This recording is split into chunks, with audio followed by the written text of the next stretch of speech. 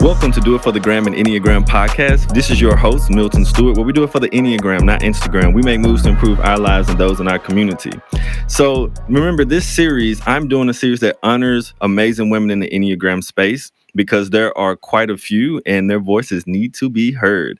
So today I have a very spectacular guest. I met her in 2019, I believe. 18. It was 2018. I mean, those pandemic years, they kind of like run together.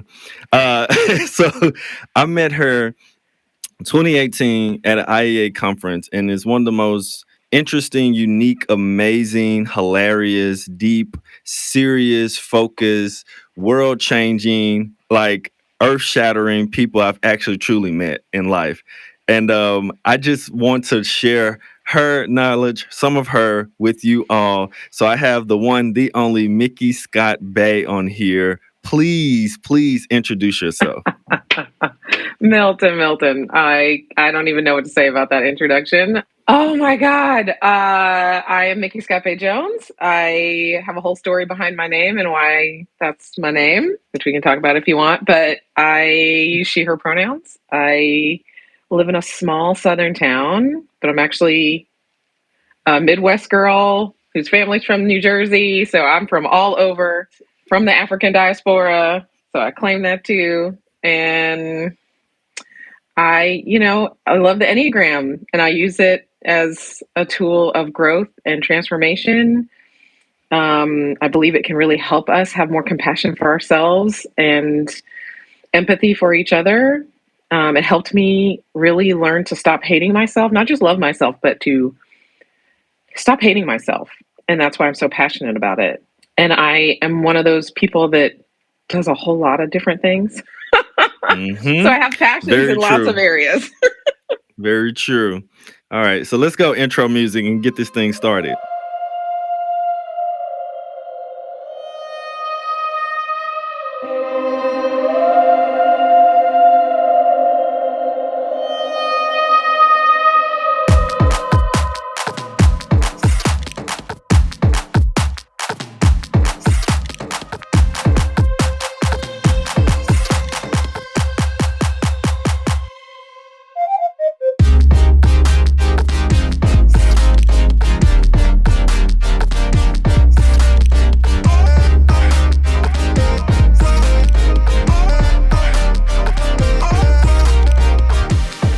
Do you love the Enneagram? Are you serious about growing and being liberated?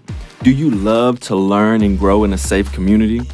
Well, my Kaizen Community Enneagram program is perfect for you. I teach 12 weekly classes on Thursday nights. I am only taking around 15 people. I would rattle off more details and all the benefits, but I'm pretty sure you would rather read them and get back to this episode. So simply go to kaizen-enneagram-community.mn.co or check out the show notes or find the IG page bio with the Linktree or go to kaizencareers.com to find out more information. Learn and grow in safe community with others who love the Enneagram. Sign up while spots are still available. Hope to see you there. Can you tell kind of the audience a little bit about, you mentioned you do a lot, which I know a lot you do. And we were on a call earlier this week and you was like, oh yeah, I did that. And I did that. And I did that. We all were looking like, what? So can you tell them a little bit more like what all you do, especially as when it pertains or kind of gravitating around the Enneagram space? I've been an activist and change maker before I even knew what that was. I've been trained as a leader since my teenage years. I came up through the YMCA, but got involved in birth work as a doula, childbirth educator, lactation consultant, and did some localized work around that. And was the first Black woman that I know of to own a freestanding birth and breastfeeding support center in the Nashville area. Got out of that work, kind of had my own nervous breakdown in that that line of work. That's a lot. And because it does take a lot out of you supporting people as they're birthing humans into the world. And then I decided to go to seminary, where I was theologically trained by Indigenous folks and other folks, but that became a new kind of pathway for me. And that's kind of how I actually combined my faith or my, interest in the unseen world, the spiritual world, and wanting to do something, wanting to change the world. So that moved me into the movement world. And I really worked a lot in supporting activists, organizers, clergy. Really, I said, oh, these skills I have as a doula, helping people birth a baby, can be used to help people birth something new into the world. More love, more compassion, more belonging, more justice. And so I became the justice doula and worked with people as what I call a movement chaplain. And I did that work for a long time. But the Enneagram has been with me for a long time, but I've only recently really started working with it as a main focus of my coaching, my consulting, even my facilitation. I do all of those things. I write and speak. But my main thing is really, how do I help people build more sustainable lives, more sustainable work, right? Because so many people are taken out by burnout and by stress. My first book was on burnout and stress in the mother-baby profession. And I just have seen so many of us who are passionate about whatever it is we want to do, especially these careers or these passions that take so much out of us. They last a few years and they're done because they just can't take it. And so I want to help people be able to do the work they love and feel passionate about for a longer period of time. And so that's really my role. My calling is to accompany people. I really think it's the sacred work of accompaniment. And that's not just doing for them or teaching them things, which is part of what the work is of an Enneagram teacher, is to teach things, but also to say, hey, the wisdom is inside of you and the answers, you have everything you need. Now let's figure out how you can recognize that you have everything you need. And if you don't have it, let's figure out how to create it. And I think the Enneagram helps us realize what we have inside of us, the wisdom that we have inside in our head, heart, and body, and helps us actually tune into that and tune into it with our community too, the people that are around us, so that we can figure out, all of our strengths. And so it's just really, I think it's just something that, whether or not you're even saying I'm using the Enneagram, everybody has a head, heart, and a body. So we can always work with these concepts. And I just think it gives us so much to work with. Ooh, you dropped so many gems in there, which is so interesting. You was like, oh yeah, that was in my first book. And it's like, that's what we were saying. There's so many things that you're doing and that you do that are really for the people. And I think that's a powerful part of what I love so much about your energy. Because when I met you, people don't know, it's so interesting, right? So what's your type? Tell everybody your type real quick, your type structure. So the funny thing is, when people meet me, especially at conferences, they think I'm a type 7. Yep. All the time. They're like, oh my God, you must be a type 7. I'm like, this is Conference Micky. Conference Micky might be a type 7. But home Micky is a type 1. So I lead with type 1, but I'm a social one. So I think that maybe that has a lot to do with it. Yes. Okay. So the first time I saw you at the conference, first of all, it's only a few of us people of color there. So it was automatic, who is that? I was like, who is that? I feel like you had on a blue dress. Probably. Mm-hmm. Yeah. I feel like it was a blue dress. So I was like, who is that? And you had this infectious, light, fun energy to you. And I was like, oh my goodness, who is this? And as you know, we kind of developed a crew and we kind of went to different ones together and ate together and all this fun stuff. And I just remember one thing that was absolutely incredible. So this is where if someone saw you and they saw the dance that we had when Russ Hudson was DJing, they would definitely think you were a 7. Oh boy. People don't understand. This is what I love about and this is going to blend into the inner work, because I have a question about your inner work real quick. But this is one of the beautiful things about it. You're a social one. We get to the conference, we have a dance, they have Russ Hudson's DJ and everything. And I'm telling you, y'all, I don't think you understand how incredible Micky is. So we all were there, in whatever we had on or whatever. Micky left, got suited and booted for a second part, came back and crushed the dance floor and lit it up. I'm telling you, it was incredible to watch. I was like, oh my goodness. I was like, if she's the one, she has got to be doing inner work, because I don't know another one who would be like, I'm finna light this dance floor up. You're gonna see me and I'm gonna do it really well. Like I'm gonna have a good time. So Well, wait. Here's the thing. go ahead. Type ones, I mean, not True. everyone, but type ones are interested in being appropriate. Right. And so I had to go put on the appropriate outfit for a dance party. Like it's not always this stuffy, oh, ones are button up and they don't want to show any skin. And no, if it's a dance party, look, I'm going to put on my half top, my short shorts, I'm putting on a cute shoe. Like I'm coming to a dance party. So I'm going to be appropriate. Right. So Yes. that's what it's about. It was, oh my goodness. It was great. It was absolutely great. People don't even understand. So when it comes to your inner work, and before we even talk about inner work, because this is one of the ways that I would say I personally maybe notice or evaluate if a person's really doing their work. Like, there's a lot of people who can talk. That's easy. The talk is easy. And to quote unquote share knowledge is easy. But to see someone who is coaching, who is facilitating, teaching, and writing books in this area, to see them walk the walk and do their own inner work means a lot. And that holds a lot of weight with me when I see someone. You're one of those people that holds a lot of weight when it comes to that. So I want to kind of dive into what is inner work, first of all, and what is some inner work you're currently doing, and how's that going for you? Yeah. Well, funny you ask, what is inner work? I'm writing a book proposal right now, and that's what I'm writing because I'm trying to write my Flash 30, which is like you write 30 pages to see if you even want to write a full book on the thing. So, and where it led me to was writing about inner work. And that's one of the fun things about writing. You never really know where you're going. I don't know if you experienced that when you write. It's like, I'm still writing one. right, Yep. right. It's like, I thought I was writing a chapter on this, and look at where we are. So I've been thinking about inner work a lot. And,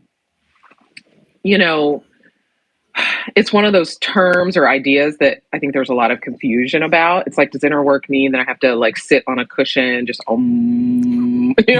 like 20 minutes a day? Which, hey, I do that. I have a meditation practice. That's fine. Me too. But I just think that while inner work can be something that pulls you out in a way from your daily life, it is also practices that become infused in living, right? They can't be pulled out and be separated, or it can, but it has to be brought back into your life.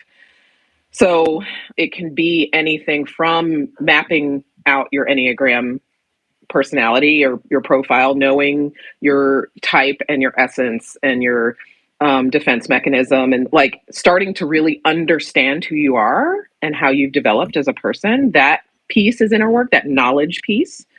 But also, so is being able to notice in your body that kind of somatic embodied work of like when you feel your heart begin to race and you start to feel sweaty and you're curious about that and you pause and you're like, oh, I'm feeling something. This is interesting. What does that mean? Like that moment is inner work, whether you're doing it completely alone or in a group, and that usually happens on the fly. Like you maybe need to know how to practice that before you get into that moment because you won't know what to do. If not, you just start to feel it in your body and then you start to assign meaning to that and you keep going, with whatever reaction you're going to have. So it's like that, all of, that and a ton more are the practices of inner work. And I'm doing a lot of inner work right now that is body based, partially because I am trying to learn it to help other people, but I have to do it myself as, first and as I'm teaching other people. Right. So I'm really paying a lot more attention to what I feel in my body, right? Like when I start to speak and I start to sweat and I feel my heart racing, I pay attention to that and I'm curious about that. Whereas I used to judge it. I used to try and suppress it because that's my type structure is like, oh, why are you feeling sweaty? Why are you feeling hot in the middle of your body? Why, like, you're supposed to be cool and calm. And, you say you want to be a professional speaker, or you say like doing podcasts. Why are you so sweaty? Why are you so, I would judge Hmm. myself and be harsh Right. about it and just be like, just stop it. Stop doing that. And instead, Mhm. now I can be like, those are interesting feelings. And I can then have compassion for it. I wonder what that means. Right. Does that mean I care about that thing? Does that mean I feel unprepared? No, I don't feel unprepared. I'm done this before. I'm okay with this. Maybe that means it means something to me and I Mm. care about it. And that's not a bad thing. Right. Right. And I can just start to work with it and kind of hold it in my hand instead of just squishing it down, which, for a type 1, that's we do a lot of Hmm. squish all the feelings. Yep.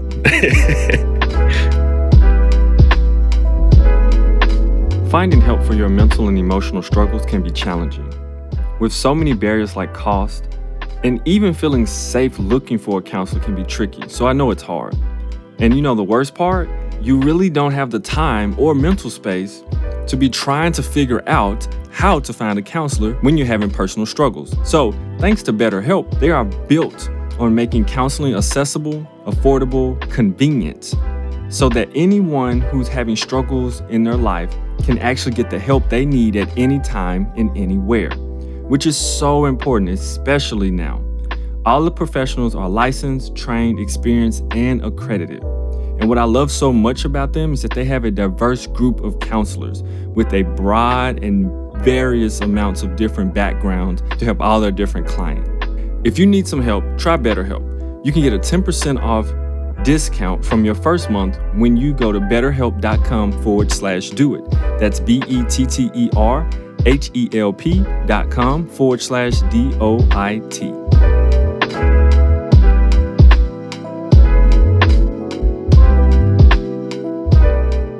So I love that so much because we talked like 2 weeks ago. We talked on the phone about 2 weeks ago, and we kind of talked more about the somatics and like just the power of it.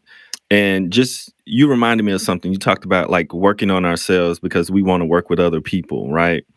We want to be able to do this work to help other people, but also we have to do the work ourselves, right? To go in, to Right. go deep.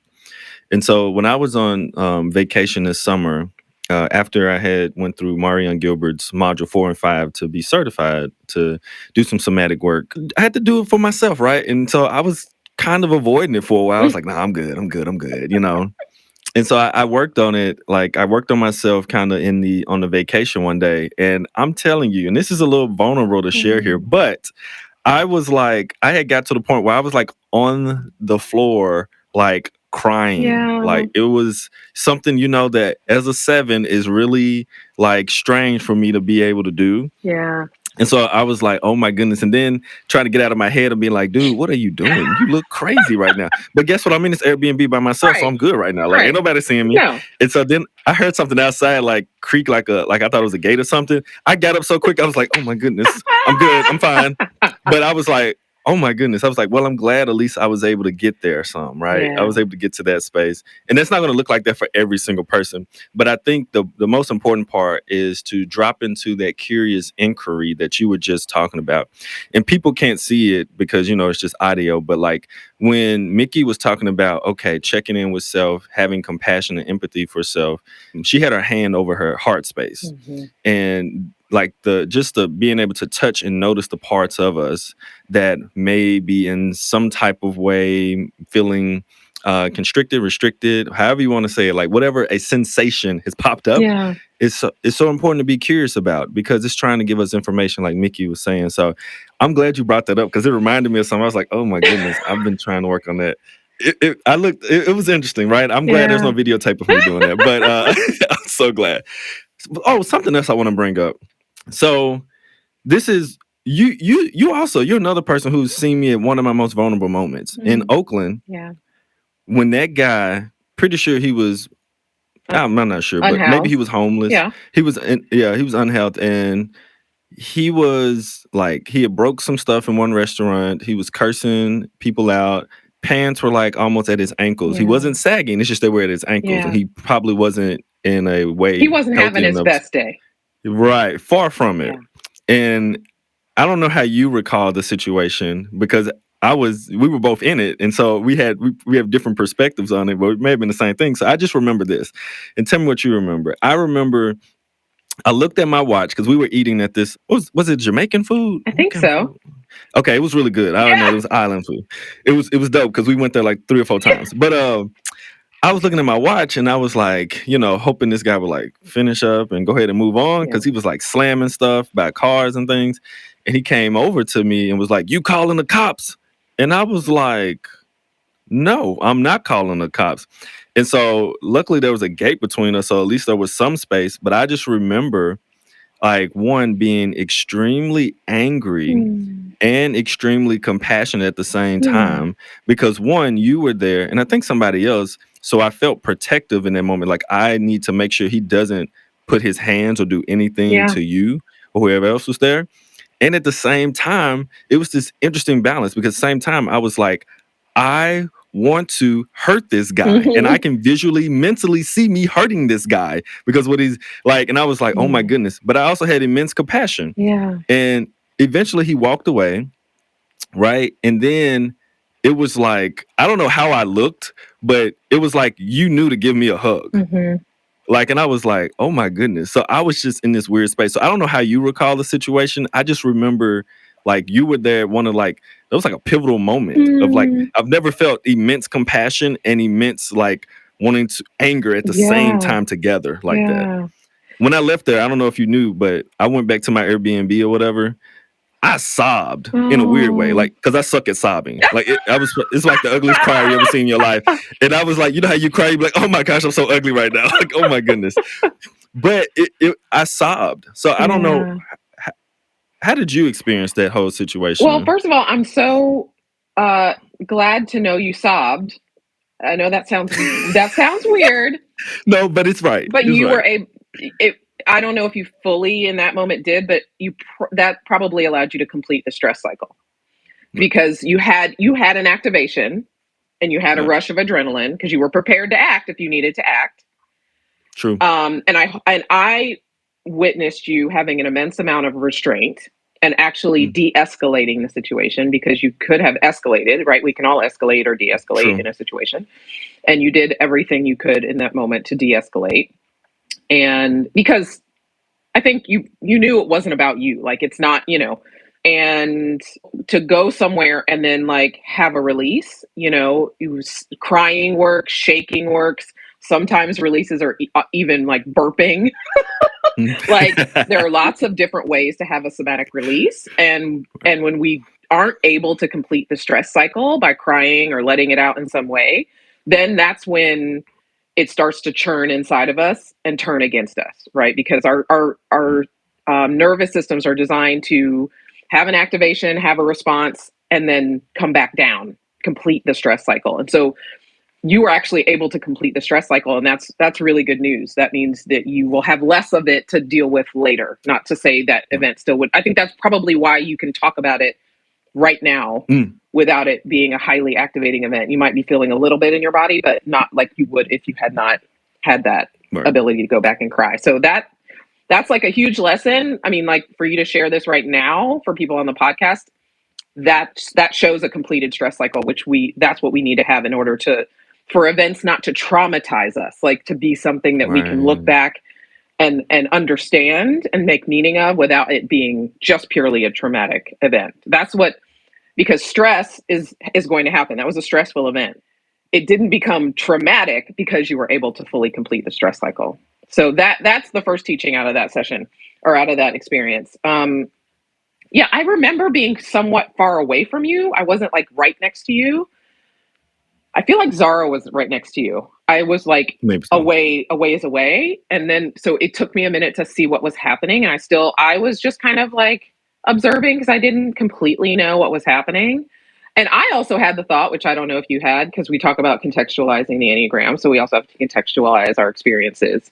Even though we were in Oakland, in that moment, I feel like I still at least had this like, how many Black people are around? What's happening? Like, when you have to, it's like, this one Black person is having a bad day and is obviously not in their right mind and faculties.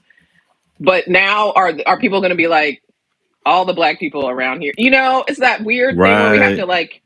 Yep. take responsibility for each other, but we don't really have to. But it's the way it's the conditioning, and so that also is like, is this? I don't know if you were thinking. Now people think this is two Black men that are about to be in a fight, and I'm not trying to fight. Like, why? I know.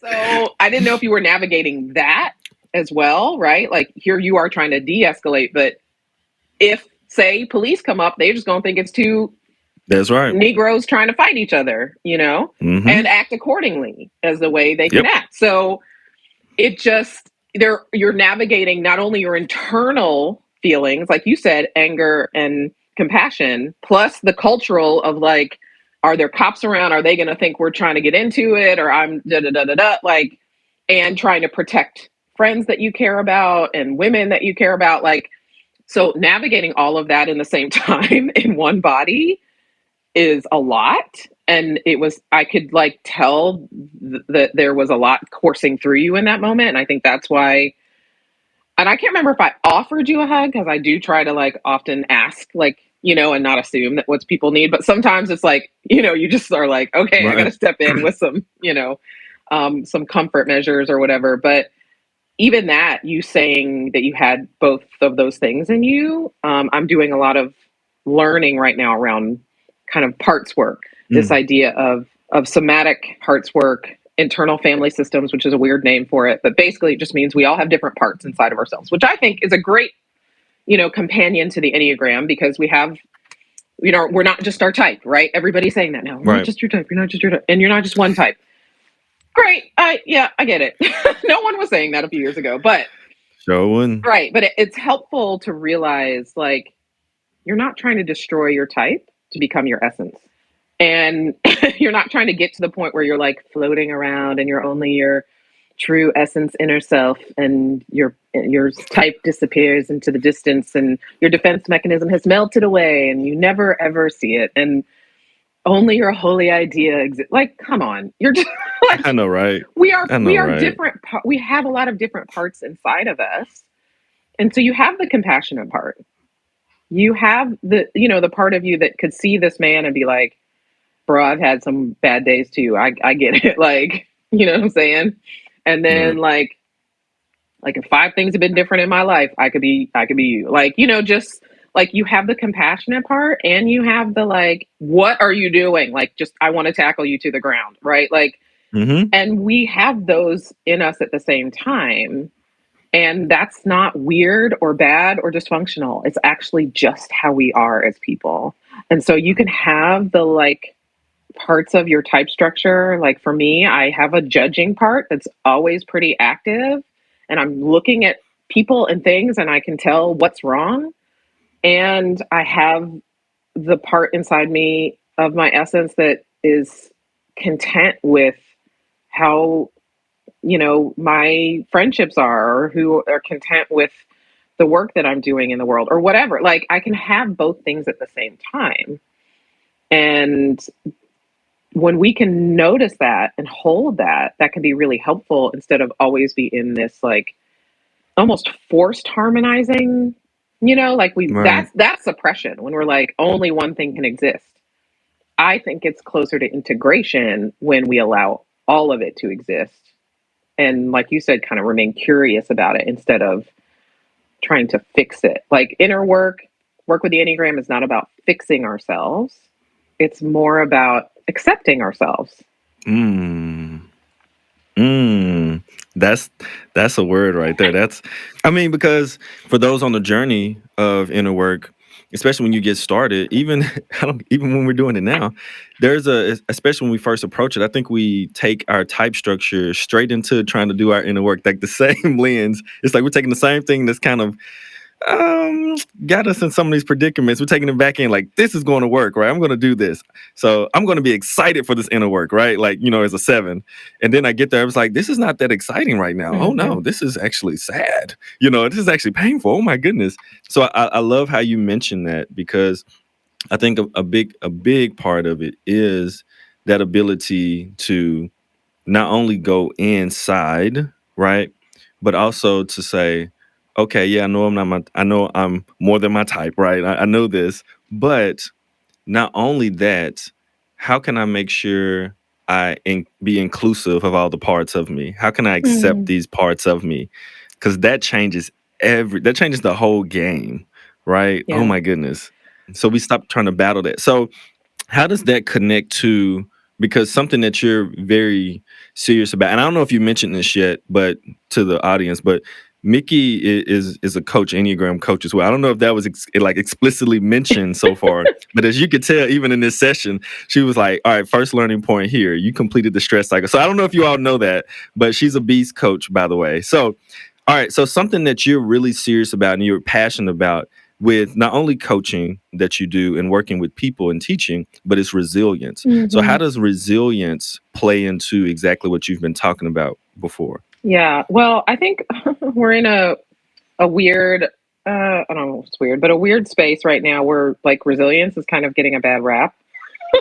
People are like, Right. I don't want to be resilient. I just want the world to be softer. I'm like, okay, but also like climate change, racism, like things are not necessarily going to get softer anytime soon. So, like the world is just going to keep worlding. Like that's the reality. And even if you live the most cushiony, soft life, which basically means you're rich, even Yeah. if you're Oprah or Beyonce, someday someone you love or pet you love is going to die.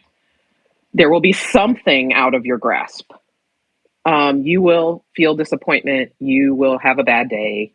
I was listening to something the other day about Meghan Markle and how when she was pregnant with Archie, I think that she was on the verge of suicide. Like she was clear-headed and seriously thinking about how she could end her life because of how terrible it was dealing with the royal family and the press in the UK and all of that. This is literally a woman who has all of the money, could call up anyone and get anything on the planet she wants, is living in extreme luxury, and still was in that mind space. So it's not always, all of us are going to face stress. And even in that case, she's facing trauma, which stress and trauma, we separate them out, but it's really just a kind of a continuum. I think when it gets into the trauma realm is when you feel like you don't have any choices. The lack of choice and agency is where it starts to kind of feel like trauma and become trauma. So resilience is really about how do we have sustained well-being? It's not just about a bounce back. That's part of it, right? But what are the supports, both internal and external, that help us deal with the stressors in our lives, the pain points, the things that are going to come up and disrupt what feels like a good, harmonious day, life, whatever. So, the Enneagram helps us with resilience because the more we know ourselves, one, we know what we need. All right. And so that self-knowledge piece is going to help you, know what makes you feel well resourced, right? And how you bring more resource to you, right? Like a a type 5 might need more alone time to be fully resourced. And so how do you then make that happen? How do you arrange your life? How do you talk to your loved ones? How do you communicate with other folks that you need a lot of alone time? And then how do you develop relationships so that they don't think it's personal that you don't want to be with them, but that's Right. part of you resourcing yourself? How do you get the information you need to feel resourced, right? So that is one way that you can keep your resource level high so that you feel resilient. So you are able to handle the stress when someone asks something of you as a 5. So you don't have to double down into your type structure. You're able to just be more of your true self, have more access to that, to the understanding that you know what you need to know, and that knowledge will come to you. Right. So it's that kind of thing that we like. Resilience doesn't have to be about just being able to take more shit from the world. Like that's not right. Like I'm not saying that people should just be able to be mean to you because you're resilient. Right. Like, ooh, you're resilient, you can take it. That's so not what it's about.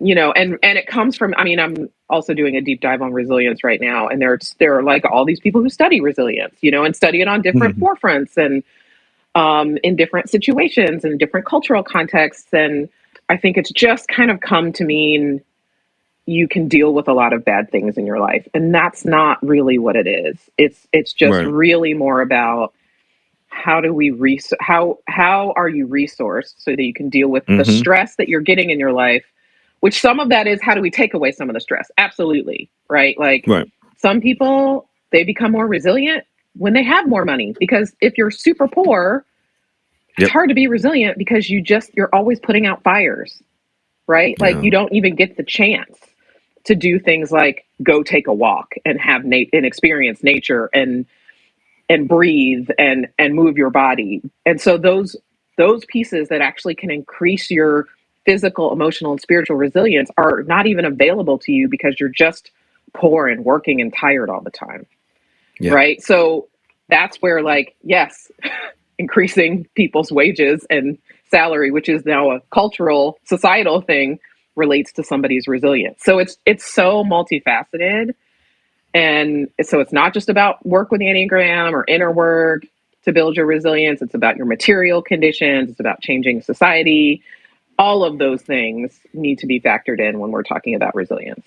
What I'm hearing, it's having the resourcefulness and having it and having a knowledge of what resources are available to you or that you possibly can connect to in order to deal with things that come in life that are stressful or end up being traumatic. Yeah. Is that Yeah, okay? that's it. I mean, it's that's why, like, something like asset mapping, which is used by a lot of Mm. organizers and community leaders, right? Like that's really resilience building. Like, Can you share what that is for the so audience? like asset mapping is figuring out what, instead of going into a community and being like, here's all the things that are wrong. This is these are all the deficits of a community. And you can also do it individually, asset map your life, right? Like instead of going in and being like, here's all the terrible things about my life, which is fine. Like I always tell people I have to cry about it first and then I can do it, like whatever it is. Mhm. And so sometimes, you go to straight to your deficits and that's fine. But asset mapping is really saying, what are all the things we have? What do I already have? And sometimes until you do that, you don't actually know the things you already have. If you're doing asset mapping in a community, yeah, it may be clear that we don't have, streets that are well paved, right? We don't have a grocery store in this community, whatever. But maybe you have this network of grannies who like keep the neighborhood together, right? Everybody's always sitting on a porch. They have eyes, like they know who's who. That's an asset for that community, right? The granny network. Mhm. You might, The Granny right? Network. Like that's I like something that. that's something you can put on that map, right? And like for an individual, again, it may be like, oh, I don't have, my bank account's really low. But as you start to map out those assets, you're like, but you know what? I went to school with so and so who's now a financial manager. Maybe I can talk to them about how I can maximize some things, or just an accountant, or and it's like, yeah, you don't always know if those people are going to help you or whatever. But when you can map out your assets, be them actually like things or people, relationships, you can start to see where you have more than maybe you thought you had. And Mhm. that's easily a resilience practice or something you can use to see the spaces where you already have lots of resources, where you're already pretty resilient, and places Right. where you might need to actively build some resilience by infusing some resources. I love that. Absolutely love that. And something else that I wanted to ask you about because you're doing some really good work with the narrative tradition. And so I really wanted to kind of hear from you. What are some things you're doing? Because like you said, you were basically born an activist. Like they trained you, but you were born an activist. Let's be honest. So so moving and changing and being a social dominant instinct type, you naturally gravitate towards changing structures, organizations. Like, so one thing I know that you're a part of is the narrative tradition right now. Can you share a little bit what you're doing with the narrative tradition and what the narrative tradition is actually trying to do? Yeah. So, shout out to my first teacher, Dr. Deborah Uten. I first learned at the School of Conscious Living, which she's narrative trained and has been involved with narrative folks for a long time. She was really good friends with Dr. David Daniels. But then I went on to, and I certified with her in 2019, I think. And then I went on to do the full certified teacher program with the narrative Enneagram and just finished that certification in 2022. Jumped in with not only, I wanted to go through the whole certification process because I do like that it's not a phone it in certification. Like with the narrative Enneagram, if you go all the way through to certified teacher or practitioner, there's an internship involved. And so that internship is partly about doing your own work because you're doing your own self-examination as you're learning to do typing interviews and panels. You meet with a coach that really helps you look at everything from your questions in panels and interviews to like, how did that feel for you and what felt good and what do you feel like you still have as challenge areas, like stuff like that. But just like all of these teaching streams that have developed in the United States, they're white dominated, hetero dominated. They're just, the narrative tradition grew out of psychologists and kind of mystical spiritual teachers in Berkeley and like that whole thing, right? Right. And so there are limitations to that. They have been doing things in a particular way for, I don't know how long it's been, maybe since the 70s or 80s. And so there are things they don't know. There are things that are just part of whiteness and like the way they do things that they are starting to realize don't make for an inclusive, community for everybody. And they have a long way to go, but the narrative Enneagram has decided to really take this on and have a DEIB initiative to actually have their board working on DEIB stuff. What's DEIB? Oh. Break it down for the audience. I mean, because you have training, diversity, equity, inclusion, and belonging. All right, cool. And so, on the board and leadership level, they're doing some work. They're also trying to diversify the teachers, but, it takes time to train people into being on faculty. But really, they made some big commitments, as did many, post George Floyd's murder. So now's the time to see if they're really going to do it. So they brought me in, and I'm working with Satoya Foster and Erlina Edwards. Erlina is the board president. Satoya is their program director. Two Black women, and me also as a Black woman. We are doing some listening circles. They've done some of this before, maybe in a more informal capacity, but now we are really trying to get some, a couple of listening circles where we can really hear from folks who have been involved with the narrative Enneagram, folks of color, and get down to asking some of those precise questions around curriculum, experience in the classroom, going through certification or not, because, we did the session, people can watch on my YouTube channel on kind of barriers to certification for people of color, for marginalized folks at the last Enneagram Summit. So you and I have been talking about this for a while. And in that conversation, we were talking with Trent, who's, president of IE? I don't know what his title is. IEA president. Mm-hmm. And, so I think people are having this conversation, but for the narrative Enneagram, it's like, okay, so what's the deal? Why are we not certifying as many people of color? I don't know what the breakdown is with other, kind of historically oppressed groups, but part of the problem, not just with narrative, but I'm pretty sure this is the case with IEA and with other organizations. Most of them haven't been even asking for years. There's no demographic information. We don't know. We can look around the room at a conference or a training and see that there are, 1, 2, 3, 4, 5. All right, 10 of us. Like we can visually track. Right. Not that you can always physically track, somebody's racial or ethnic identity, but you can. It's pretty clear. But none of these organizations are teaching groups or, programs and schools have bothered to keep demographic information. So they don't even know what the problem is. They don't know how big the Right. problem is. They just feel bad about it and feel like they should be doing something. So it's difficult because this stuff is slow. It takes time to change. Again, you have to know what you're dealing with before you can even deal with it.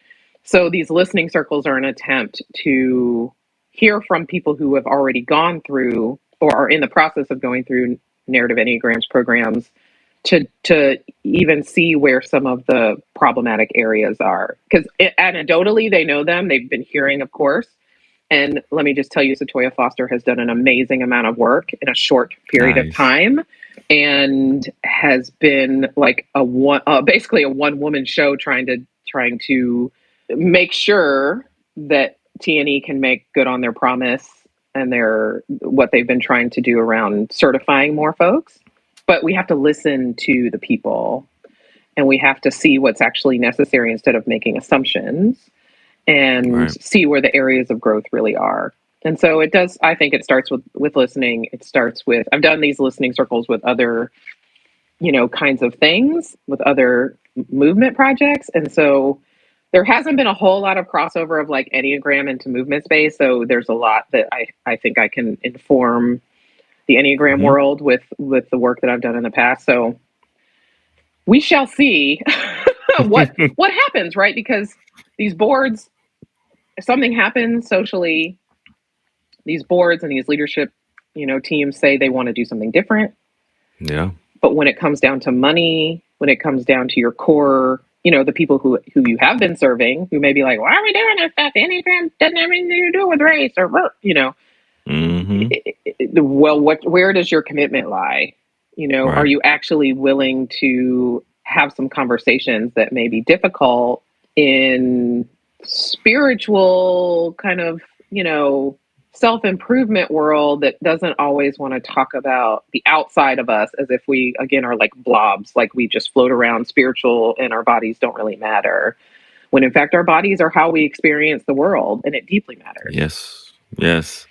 Our vertical and our horizontal axis in which we live are both extremely important and they are united, So I'm so glad you shared that. And I applaud what I've seen coming from and out of the narrative so far. I applaud the things. I'd be like, oh, okay. Not just not just a picture of somebody, a person of color in it, Right. like an advertisement, Right. but I'm actually seeing some traction and some movement and different things that they're doing and programs and stuff. And some people I know, so I applaud them for that. And I applaud you for jumping on board to like really kind of help steer that and help move that and create real traction for, a organization that is providing a lot of Enneagram connection to a lot of different people. It's one of the biggest schools, if not the biggest Enneagram school we have. Yeah, and it's the oldest. That's the thing. And the oldest, is they yes. need to be be leading the way. Why not just be an innovator, not just be the oldest, be an innovator, So, Exactly. and you're doing this with the IEA. And I think I don't know if you've talked about it on the podcast because, it's a sensitive situation as a board member, but it's when we get in those positions on boards or in some kind of leadership in organizations, the people are tired. Like you said, I call my Enneagram way of teaching Enneagram for the people. And so I always want to be there for the people. Like that's like, if this is not for the people, if this is not for all of us, then it's for none of us. Right. But also then we can't, there's a lot of pressure on whoever takes up the mantle and becomes a part of it to be all the change. And institutional change is slow. It is, multi-layered. Yes. And so I don't know if you have wisdom for the people on this, on that part of it. Institutional change is just a different thing. And I personally, a lot of times I'm like, I just want to be in the streets with the people. I don't want to do institutional change. That gets on my nerves. So I don't know. I don't know how you manage to hold all of those parts inside of yourself. It's people like you. It's people. It's other people who are doing the work in different spaces sometimes. Because if you're the only person in like your institutional space trying to make a change, that's hard as I'll get out. Yeah. But it's it's other people like Dr. Egerton, like being there, like it's who have the drive, and it's people who, even people who are not just, BIPOC, it's other people who still care about the humanity of people in general who want to make a change and difference. May not be fully educated on it. I'm not fully educated on it. And the acronyms come out new almost every week. Let's be honest. So I'd be like, oh, we don't phrase it like that anymore. Oh, okay. All right. Adding that into my mental dictionary now. Yeah. New acronym. I will fix that. I'm working on it. Not perfect, and that's okay.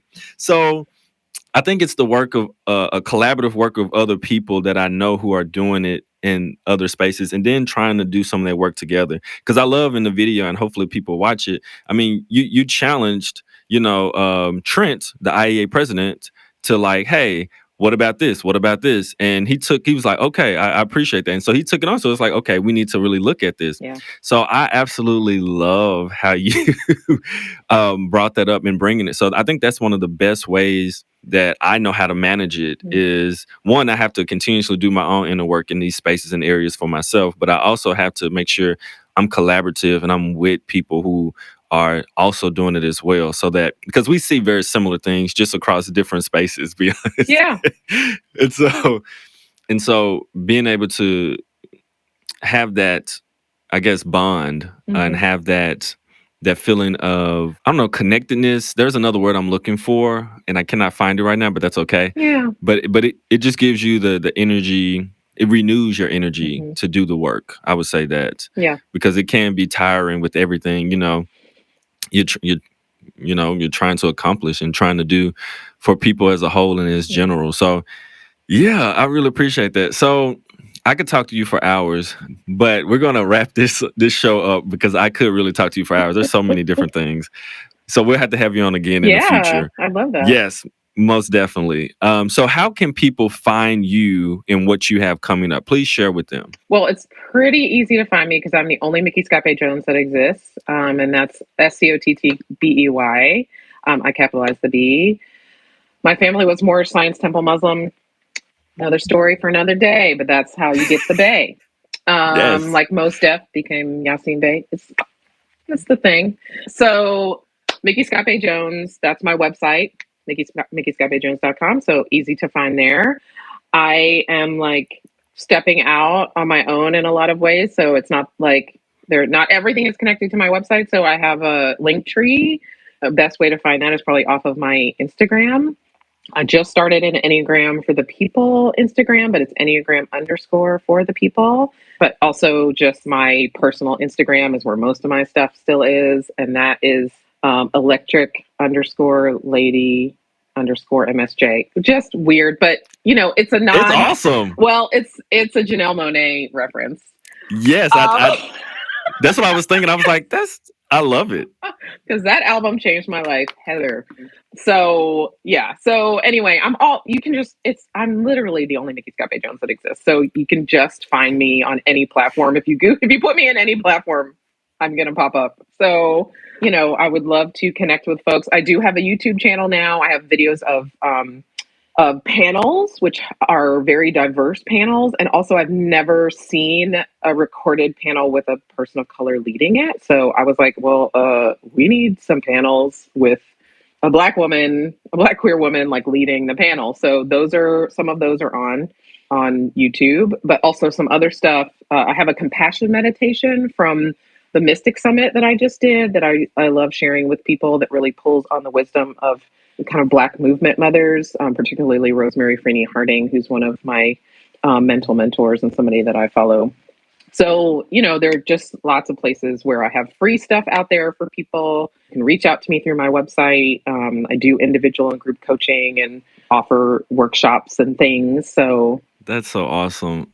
Please check out everything that Micky's saying. It'll be in the show notes. Micky is extremely dynamic and amazing at what she does. So check her stuff out. Contact her if you're definitely interested in any of the services. And go watch the different videos she has on her YouTube page. Like, it's moving stuff, like for real. It's worth every single second of time you spend. Seriously. Yes. Thank you. Yes, Mickey. Yes. It is. Seriously.